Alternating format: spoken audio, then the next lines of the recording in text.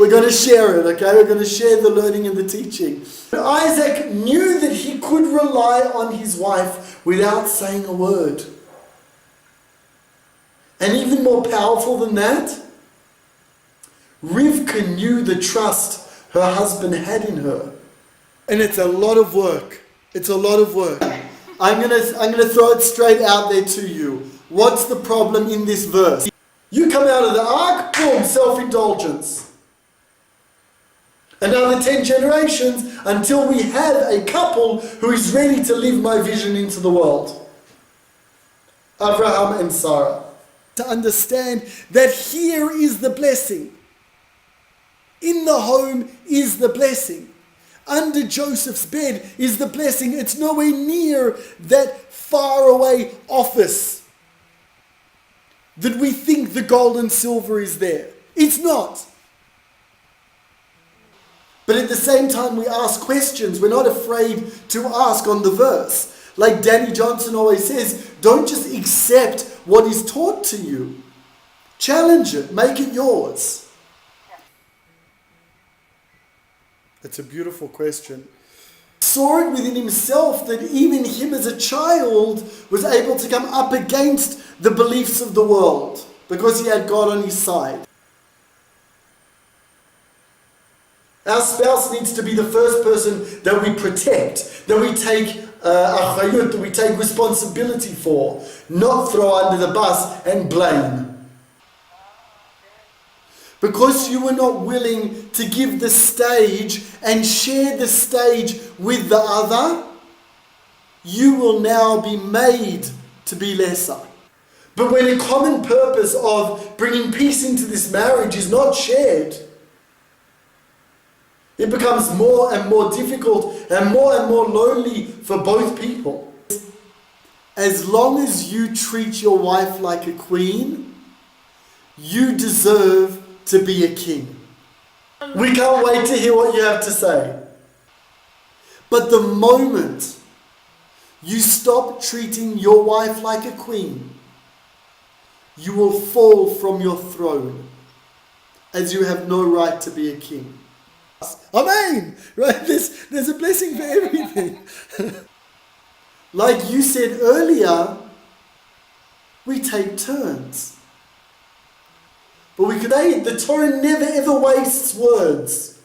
For 20 generations, he has heard. Don't listen to your wife. Don't listen to your wife. Don't listen to your wife. Have you listened to my webinar before? Children. And with children that are going to live out this godly vision.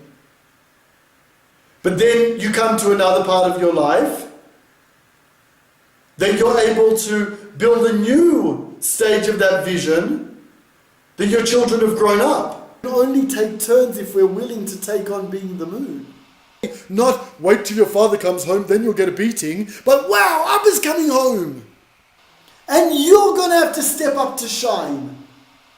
It is very healthy. It is very healthy to have different visions to your spouse. But they're not separate visions. There's a very big difference. With faith and with prayer. But it's time for you to be the son and step forward. Why? Because we see these curses as the same thing as the blessing of conquering the land. Because a man sees in his mind, if I'm a successful businessman, if I make a lot of money, I am conquering the world. What he doesn't understand is that is separate, conquering the world, to working for his food. This is a powerful and important and essential lesson for relationships. God hears how we represent our spouse.